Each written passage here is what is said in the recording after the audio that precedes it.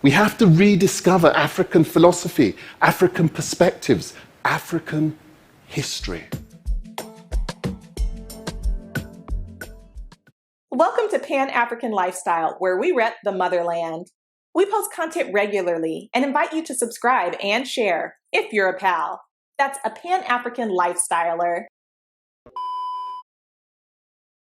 No other continent has nurtured, has fought for, has celebrated its history more concertedly.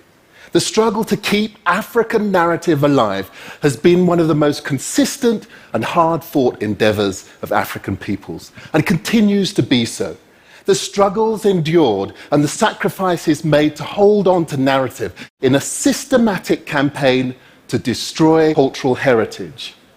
This was a deeply considered waging of war in the most powerful way that could be envisaged, in destroying narrative, in destroying stories. Racism, wars, and so much else has been the underpinning narrative of our history. They understood the power of narrative to hold communities together, and they conversely understood that in destroying stories, they hoped they would destroy a people. And our narrative has not just survived the assaults that history has thrown at it. We've left a body of material culture, artistic majesty, and intellectual output. We've mapped and we've charted and we've captured our histories in ways that are the measure of anywhere else on earth. Africans were pioneering techniques in recording, in nurturing history, forging revolutionary methods for keeping their story alive. And anyone who's visited that part of the world, they will understand why stories, why narrative, why histories are of such importance.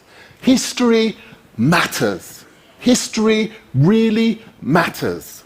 And for peoples of African descent who've seen their narrative systematically assaulted over centuries, this is critically important. It was through control of narrative that some of the most devastating campaigns were crystallized.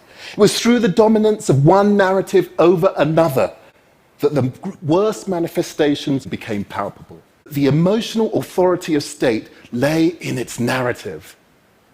That control of story was absolutely critical to truly controlling a people. It involved appropriation, denigration, and control of the continent. It involved an attempt to bend narrative. This matters. These narratives matter. Even today, the fight to tell our story is not just against time. We don't just have to recolonize our history, but we have to find ways to build back the intellectual underpinning.